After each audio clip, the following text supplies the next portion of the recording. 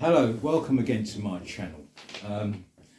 Basically, I kind of revisited this guitar, which I bought about a year ago now at a Kent boot fair.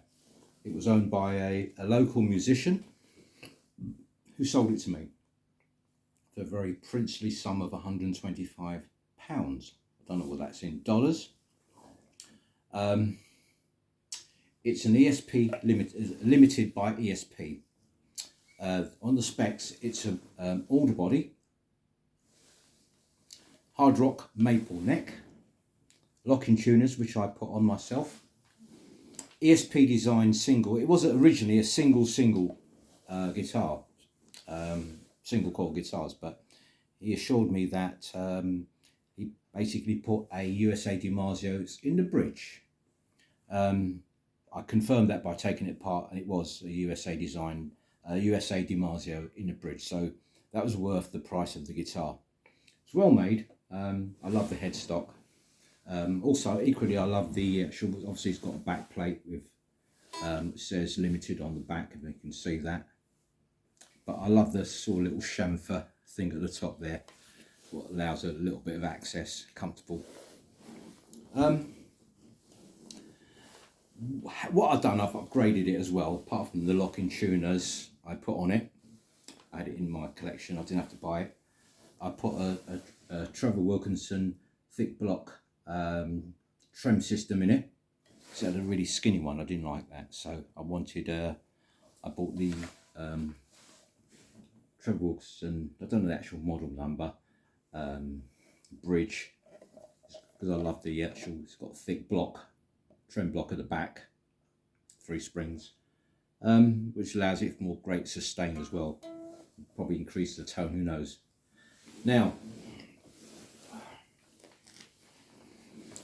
initially, obviously I want to thin out my guitar collection, just sort of keep the ones what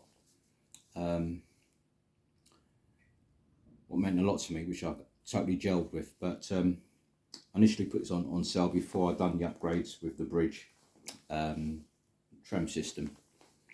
I wanted a certain money for it. It didn't sort of reach that. It came close, but you know, every time I fettled with it, cleaned it up in preparation to sell it on eBay, I started to kind of fall in love with it. So I'm glad it didn't reach the I had a lot of offers, you know, I had a lot of 80 to 100 people was looking at it on eBay, wanted to buy it, and but I couldn't let it go for silly money, because sometimes a guitar is worth more to you personally than the market suggests it's worth, you know.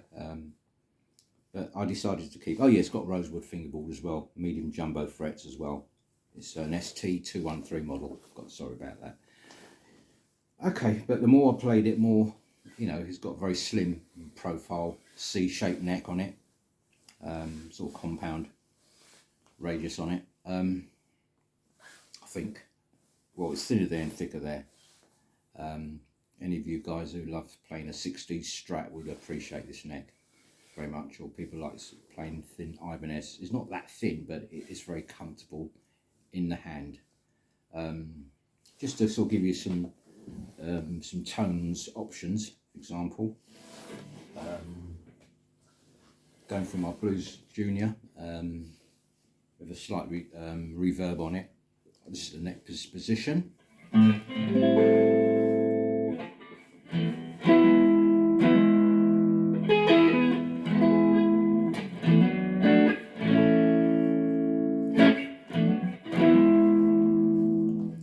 The actual position, the neck and the middle.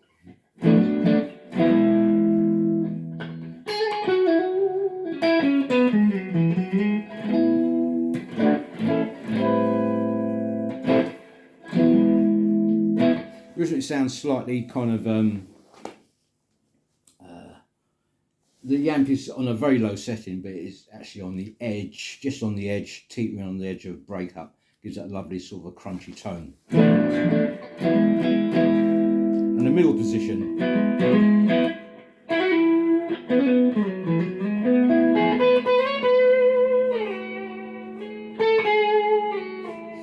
Basically set it at a very, very low setting.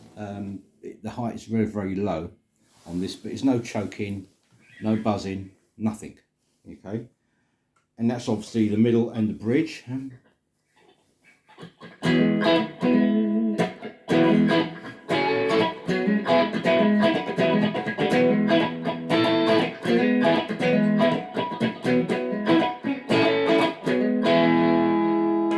the bridge.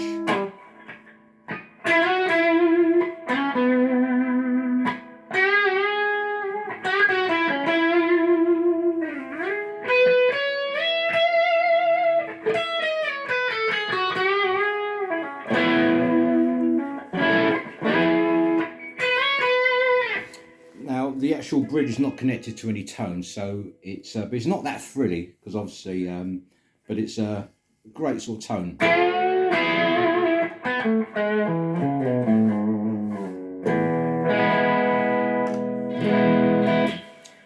So that is the Limited by ESP. What do you think? Should I have sold it? But the main thing about it, it's I love the garish kind of colour on it, the seafoam green, I believe it's called. But it's, do you know what? It's very difficult to, once you fettle with a guitar and kind of make it your own, and you bond with it, it's very sometimes difficult to let it go. I mean, I might sell it in the end, because I've got too many guitars, and it's one guitar. I think Graeme, one of my subscribers, great player, check his channel out. He's a gigging musician, very good player. He demonstrated to me the G&L Legacy, and that the tones he was getting from it was awesome. It sounded, in fact, it sounded more, obviously Leo Fender, when he left, he basically started up G&L, but the tone was magnificent. It's probably, it's one of my guitars on the radar. I'm looking out for one, you know, because I've got Strat type guitars, but I've never owned a G&L until I heard Graeme play one on his channel. You know, check him out.